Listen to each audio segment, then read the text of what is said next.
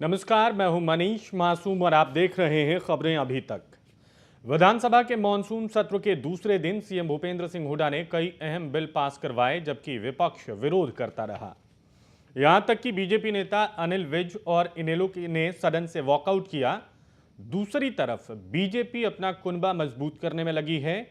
इनेलो और कांग्रेस को झटके दिए जा रही है। तीसरी तरफ समस्त भारतीय पार्टी के राष्ट्रीय अध्यक्ष सुदेश अग्रवाल जनता से सीधे जुड़ने के अभियान पर हैं। इन सब राजनीतिक खबरों के बीच इस देश में महंगाई सबसे बड़ी खबर बनी हुई है। हरियाणा के लोग भी महंगाई से त्रस्त हैं, उपाय कोई सूझ नहीं रहा। इन चार बड़ी खबरों पर नजर डालेंगे आज के अपने इस खास कार्यक्रम में, लेकिन सबसे पहले बात विधानसभा सत्र की।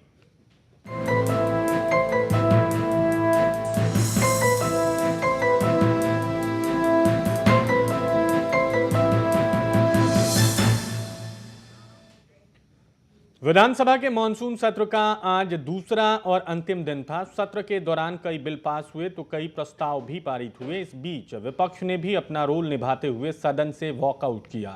क्या कुछ रहा आज के सत्र में, देखिए इस रिपोर्ट में। हरियाणा विधानसभा सत्र का आज आखिरी दिन था, तो सरकार की भी यही कोशिश रही कि चुनाव से पहले वादों को अमली जामा पहना दिया जाए। चलिए नजर डालते हैं क्या कुछ पास हुआ आज के सत्र में। जींद के चौधरी रणवीर सिंह हुड्डा यूनिवर्सिटी का बिल पास हो गया। भिवानी के चौधरी बंसीलाल यूनिवर्सिटी का बिल भी पास हो गया। Haryana police complain authority amendment bill pass किया गया। जिला स्तर पर भी अथॉरिटी का गठन होगा। SYL का प्रस्ताव सदन में पारित किया गया। केंद्र सरकार को ये प्रस्ताव भेजा जाएगा। चेन स्नैचिंग को लेकर कानून को सख्त किया गया। 5 साल की जगह अब 10 साल की सजा होगी।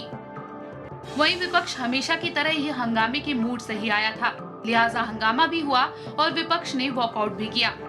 बीजेपी और इनेलो के नेताओं ने सरकार पर आरोप लगाया कि सरकार ज्वलंत मुद्दों पर चर्चा ही नहीं करना चाहती।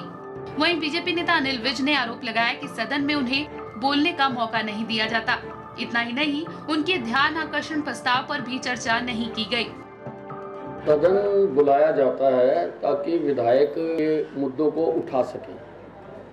2 दिन का सदन हुआ है, दोनों दिन में क्वेश्चन आवर भी सस्पेंड कर दिया आपने शॉर्ट टर्म सेशन बुलाया, इसके कारण से सदस्य अपने क्वेश्चन भी नहीं लगा पाए। तो किस लिए फिर सदन? क्या हमें मजबूरी में जो सरकार काम लाएगी या जो प्रस्ताव लाएगी उसी पर ही चर्चा करने के लिए हमें बुलाया गया? विपक्ष ने आरोप लगाया तो सीएम हुड्डा ने भी नाराजगी जाहिर की। उन्होंने कहा कि विपक्ष ने सदन में सकारात्मक रवैया नहीं अपनाया। कुल मिलाकर दिन भर चली नाराजगी और हंगामे के बीच कुछ बिलों पर पास की मुहर जरूर लग गई। ब्यूरो रिपोर्ट, खबरें अभी तक। हमारे साथ मेरे सहयोगी मनोज कुमार चंडीगढ़ से जुड़े हैं इस पूरी खबर पे विस्तार से जानकारी के साथ। मनोज, बताएं विस्तार से आज क्या कुछ रहा सदन के अंदर। देखिए, सदन में जो सबसे महत्वपूर्ण प्रस्ताव पास किया गया वो था सतलुज यमुना लिंक कैनाल को लेकर, जिसको लेकर एक प्रस्ताव पारित किया हरियाणा सरकार ने और इस प्रस्ताव को केंद्र सरकार के पास भेजा जाएगा। साथ ही एक विधानसभा स्पीकर की अध्यक्षता में सर्वदलीय कमेटी गठित की जाएगी, जो जल्द ही प्रधानमंत्री नरेंद्र मोदी से मिलकर SYL का जो अधूरा काम पड़ा हुआ है उसे दोबारा से शुरू करवाने की मांग करेगा। और जो प्रस्ताव आज पास किया गया है उसमें दरअसल 14 मई 2014 को सुप्रीम कोर्ट ने एक आदेश सुनाया था केरल और कर्नाटक के बीच जल विवाद पर, उसको मिसाल के तौर पर रखा गया है। उसके आधार पर ये रेजोल्यूशन पास किया गया है और मांग की गई है कि पानी का जो न्यायोचित बंटवारा है वो किया जाए। तो सबसे अहम हम कह सकते हैं सतलुज यमुना लिंक कैनाल को लेकर जो प्रस्ताव पास किया गया, ये ये प्रस्ताव बेहद अहम था। इसके अलावा जो दूसरा मनोज आते हैं दूसरे मुद्दे पे आएंगे। SYL नहर की जो हम बात कर रहे हैं, सतलज यमुना लिंक नहर की, उसमें समस्या गतिरोध हम लगातार देख रहे हैं। अब की प्रस्ताव जो पारित हुआ है उसमें क्या है, प्रस्ताव में क्या ऐसा है जो पारित हुआ है और अब केंद्र की बात जो हो रही है सरकार? देखिए, इस प्रस्ताव में एक ये कहा गया है हरियाणा सरकार की तरफ से कि जिस प्रकार से सुप्रीम कोर्ट ने न्यायोचित जल बंटवारे की बात कही है जी। एक मामले में जो केरल और कर्नाटक के बीच में था, उसके आधार पर पंजाब और हरियाणा के बीच में न्यायोचित पानी का बंटवारा होना चाहिए। और जिस तरीके से पंजाब सरकार ने इसमें बिल्कुल कोऑपरेट नहीं किया है और 1966 में जो भी समझौता हरियाणा के साथ हुआ था जल बंटवारे को लेकर, उसे निरस्त कर दिया था पंजाब सरकार ने। तो उससे अलग दोबारा समझौता हो और जो SYL का काफी लंबा जो निर्माण कार्य पंजाब के हिस्से में आता है उसे चालू करवाया जाए। इस रेजोल्यूशन में पंजाब सरकार से भी अपील की गई है कि वो इसमें उनका सहयोग करें। तो एक तरीके से ये केंद्र सरकार के पाले में गेंद डालने वाली बात है, क्योंकि हरियाणा सरकार अपने बूते पर यही सवाल है कि करवा क्या सकती है। इससे पहले सरकार को वक्त नहीं सूझ रहा था कि इस प्रस्ताव को पारित करे और उससे नतीजे का इंतजार करे कि क्या होने जा रहा है? देखिए, SYL एक ऐसा मुद्दा है जो सिर्फ हरियाणा में चुनावी मुद्दा बनकर रह गया है। जी हाँ। ये आज से नहीं है, पिछले जितने भी लोकसभा माफ कीजिएगा विधानसभा चुनाव है तब यह मुद्दा प्रमुखता से उठता रहा है। 1987 इससे पहले नहीं, लोकसभा चुनाव में भी ये मुद्दा बना है मुद्दा, लेकिन विधानसभा चुनाव में इस मुद्दे को बेहद प्रखरता के साथ उठाया जाता है, क्योंकि ये मुद्दा विधानसभा का है तो हमेशा से चुनावी मुद्दा रहा है। लेकिन विधानसभा चुनाव में हम देखते हैं कि इसकी ज्यादा चर्चा राजनीतिक दल करते हैं। और दरअसल 2 टर्म पूरे कर लिए हरियाणा सरकार ने, लगभग 9.5 साल का कार्यकाल हो गया। SYL का मुद्दा आज से नहीं है, पहले से था, कई सालों से चला रहा है, लेकिन सरकार ने कभी ध्यान नहीं दिया। रेजोल्यूशन, अब सिर्फ रेजोल्यूशन पास किया गया है और ये दरअसल सिंबॉलिक तौर पर रेजोल्यूशन होता है कि सरकार चाहती है प्रदेश की कि SYL का निपटारा हो और केंद्र सरकार को वो मांग कर रहे हैं। तो एक सिंबॉलिक ये दिखाना चाहती है सरकार की वो कितने गंभीर हैं SYL को लेकर। अगर सरकार वाकई में इतनी गंभीर होती तो फिर रेजोल्यूशन नहीं, गंभीर होती सरकार तो इससे पहले इस पे प्रस्ताव पारित क्यों नहीं हुआ? जी बिल्कुल, सवाल सबसे बड़ा यही है कि अगर सरकार चाहती तो रेजोल्यूशन पहले भी पास हो सकता था, पिछली सरकार के दौरान भी पास हो सकता था। इस सरकार के कार्यकाल में भी 5 साल पूरे हो गए, किसी भी सत्र में इस रेजोल्यूशन को पास किया जा सकता था। लेकिन दिक्कत ये थी कि तब पिछले 10 साल से केंद्र में यूपीए की सरकार थी, कांग्रेस के नेतृत्व वाली, और जो राज्य सरकार है वो नहीं चाहती थी अपनी ही पार्टी की केंद्र सरकार पर कोई ऐसा दबाव बनाया जाए जिससे फिर ऑकवर्ड सिचुएशन हो जाए पार्टी के लिए और आला कमान उससे नाराज हो जाए। अब क्योंकि केंद्र में एनडीए की सरकार है, बीजेपी की नेतृत्व वाली सरकार है, तो अब तमाम चीजें जो केंद्र से करवा सकती है करवाई जानी चाहिए सरकार द्वारा, तो वो सभी चीजें केंद्र के पाले में सरकार उठा के फेंक रही है। जी, मींस ब्लेम गेम के लिए दरवाजे यहाँ पे टटोल रही है कांग्रेस पार्टी की सरकार। आगे कुछ और मसले रहे हैं जो आज के दिन बेहद अहम रहे हैं, कुछ यूनिवर्सिटीज से संबंधित खबरें हैं, क्या है वो आप हमें बताइए। देखिए, जो सबसे अहम है वो है 2 नए विश्वविद्यालय हरियाणा में बनने जा रहे हैं। पहला जो विश्वविद्यालय है वो भिवानी में बनेगा और उसका नाम होगा चौधरी बंसी लाल विश्वविद्यालय, जो भिवानी में बनने जा रहा है। इसके अलावा एक और विश्वविद्यालय जिंद में बनेगा जो मुख्यमंत्री भूपेंद्र सिंह हुड्डा के पिता चौधरी रणवीर सिंह हुड्डा के नाम पे बनने जा रहा है। इसके अलावा रोहतक यूनिवर्सिटी को भी, जो पहले रीजनल सेंटर हुआ करता था, उसे विश्वविद्यालय का दर्जा दे दिया गया है। तो इस तरीके से हम कह सकते हैं कुल 3 विश्वविद्यालय स्थापित करने के लिए आज विधानसभा में विधेयक पारित किए गए हैं। कोई लक्ष्य निर्धारित हुआ है क्या इन विश्वविद्यालयों के निर्माण से संबंधित, आधारशिला से संबंधित, फंक्शनिंग से संबंधित?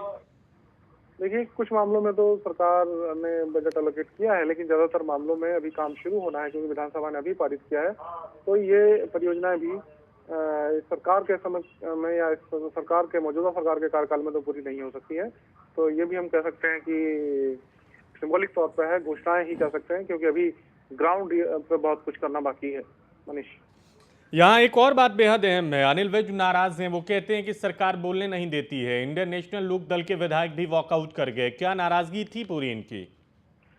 देखिए, जब आज विधानसभा की कार्रवाई शुरू हुई तो अनिल विज चाहते थे कि कर्मचारियों में जो रोष है, तमाम शिक्षक धरना प्रदर्शन कर रहे हैं, कर्मचारियों ने विरोध की धमकी दी हुई है। तो इस मुद्दे पर एक ध्यानाकर्षण प्रस्ताव वो लाए थे और चाहते थे कि इस पर चर्चा हो, लेकिन सरकार ने कहा कि एसवाईएल का मुद्दा बेहद अहम है और अंतिम दिन है सत्र का, तो ऐसे में वो एसवाईएल के मुद्दे पर चर्चा करें और उसके बाद अगर समय हुआ तो फिर देखा जाएगा।